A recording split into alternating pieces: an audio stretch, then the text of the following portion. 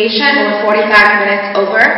I promise to be short, but I'm going to ask for a couple of favors. Please open the doors. This is not a classroom for me, like this is a performance. So if you could just open the doors so whoever's out there can hear, I'd really appreciate it. Whoever is able to do that. Thank you. And then peer pressure really works, so if you could text the front and say that a really arrogant girl in Kurdish clothes is getting up there and asking you to come down, please do that. It really works. Just say, you know what, I need you here right now. My piece, it's not really important. It really isn't. But I think that we talked a lot about engagement, and so you're here by choice. You're paying to be here. So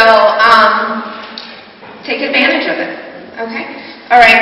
It's short, so you'll get out of here soon.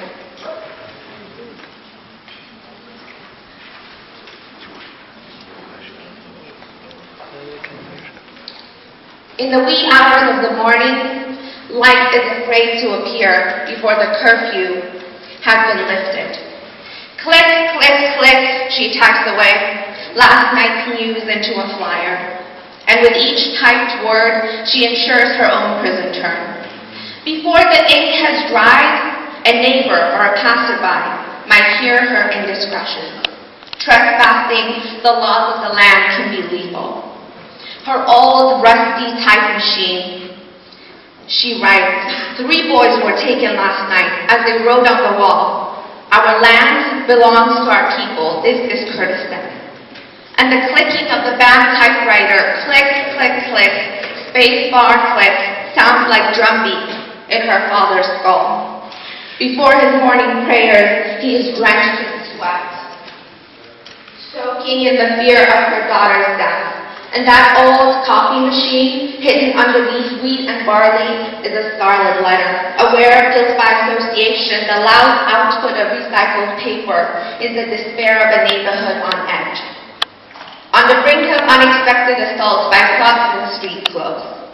Clutched to her chest, she carries a sack of her sleepless nights. She faces the gallows, but spreads her leaflets as if truth with capital T depends on it. That's how my 13-year-old mother started on her road to activism. A thin, rather frail child, she was arrested for being a threat to national security. And at 17, my father was contemplating taking up arms. His pen was demonized as treason. Walking into the cold night and up a steep cliff was activism. Sleeping in the mountains, dodging bombs by an overmatched army was activism. For the means of empowerment came in the shape of an old AK-47. Sorry.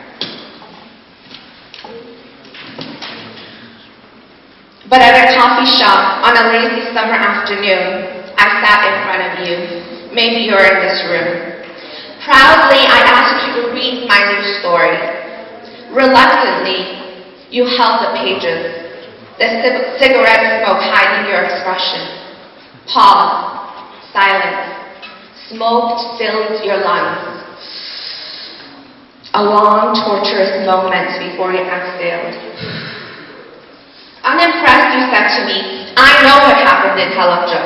I'm versed in this tragedy. Teach me something new. Write something I have not heard. Read me a poem that does not smell of chemical gas. Tell me why life is worth it if we're all saturated in so much misery. And when you do, I'll read your story.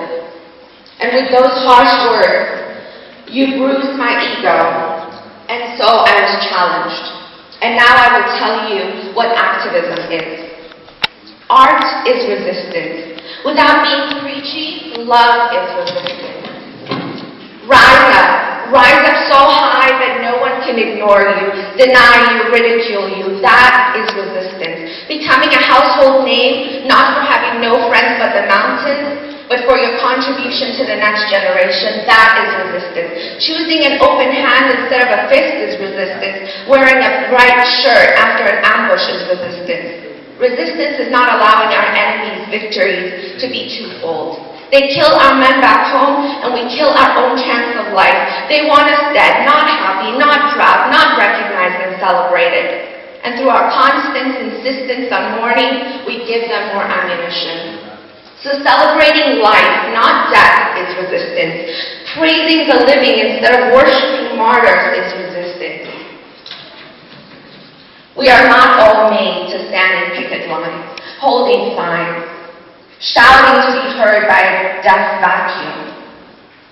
But if we can rise up, climb the unequal ladder of success, humanize us, show that we are people, not a forgotten, improperly pronounced tribe, with hard-to-pronounce vowels and nouns, that is resistance. Conveying our highest highs proportionate to our lowest low, sharing, teaching, that is resistance. Sometimes, simply waking up in the morning, when your very identity is questioned, is resistance. When you've witnessed genocide, but are told that your memories are flawed, simply bearing witness is resistance. Make us proud, my father tells me. Growing up, I did not know how to fill those shoes. You are a true Kurdish girl, my grandmother tells me. Growing up, I looked in the mirror and did not know what to look for. Where are the marks? Where are the indicators that show us our true colors? But my fingers never fail me. I resist because I write. So face our denied nation by creating. Using your hands is resistance. Like the alchemist turn the sun into crude oil. Like the shaman purifies the air. Like the healer finds a cure to broken souls. Cleanse our waters, build bridges to distant lands. You might laugh, but resistance is cooking a warm meal for even those who are ungrateful. Like a magician, defy the laws of gravity or of the earth, and then people will know you're a Kurd. Dare to be powerful, dare to be admired, desired, envied, and respected, not felt sorry for. That is resistance.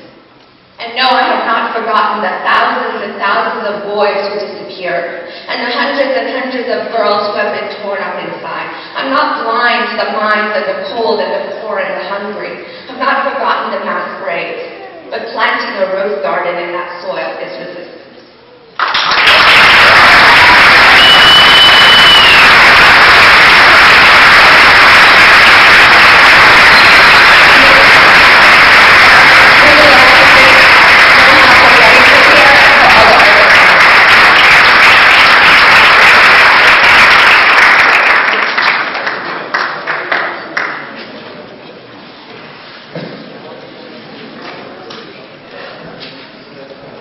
Thank you, Cklara, so much.